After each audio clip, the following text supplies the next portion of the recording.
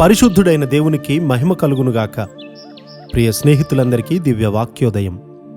ఈనాటి పాఠ్యభాగము కీర్తనలు 114, 1-2.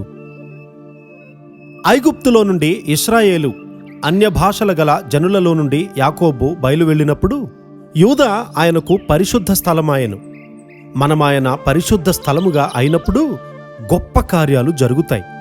ప్రభువా, గొప్ప కార్యాలు చేయండి అని మనము ఎల్లప్పుడూ చెప్తాము. కానీ మనము గొప్ప కార్యాలు ఎలా చూడగలుగుతాము? దేవుడు తన ప్రజలను ఏర్పరచుకొని వారి ద్వారా తన కార్యాలు జరిగిస్తాడు. అది దేవుని ఉద్దేశ్యము. నీవు రక్షింపబడినప్పుడు, నీ హృదయము శుద్ధి చేయబడినప్పుడు దేవుడు నీ హృదయములో నివసిస్తాడు. అప్పుడు నీవు ఆయన పరిశుద్ధ స్థలముగా మార్చబడతావు. అదే గొప్ప రహస్యం.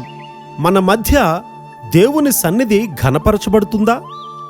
మనము దేవుని సన్నిధిని గౌరవించినట్లయితే మనము పాపమును దాచిపెట్టము, క్రోధాన్ని ఉంచుకోము, మన హృదయములో ఎటువంటి చేదు స్వభావాన్ని కూడా ఉంచుకోలేము.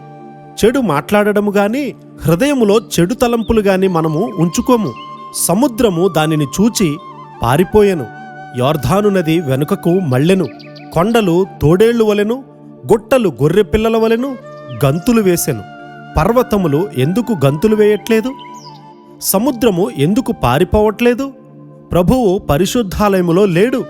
మన హృదయ సింహాసనముపై ఆయన ఆసీనుడై మనలను నడిపించట్లేదు. ప్రభువు పరిశుద్ధ స్థలములో ఉంటే సహజముగానే ఎన్నో గొప్ప సంగతులు సంభవిస్తాయి. అప్పుడు ఇశ్రాయేలీల మధ్యనున్నవాడను నేనే అని మీరు తెలుసుకొందురు.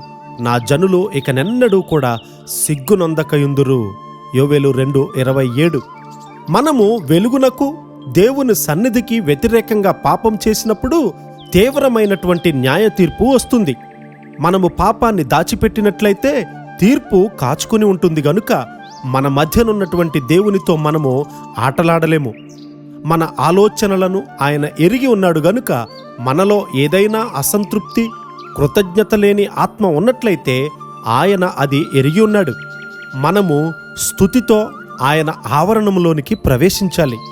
గర్వం చేత, దాచబడినటువంటి పాపము చేత, నీ సహోదరుని మీద ప్రేమహీనత చేత దేవుని సన్నిధిలోనికి నీవు పారద్రోలినప్పుడు న్యాయ తీర్పు ఉంటుంది.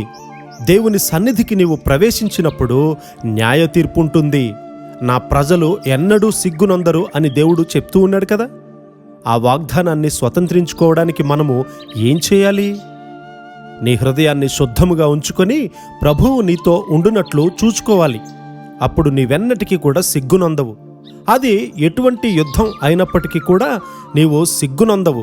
అట్టి కృపా ధన్యత దేవుడు మనందరికీ సమృద్ధిగా అనుగ్రహించునుగాక. ఆమెన్.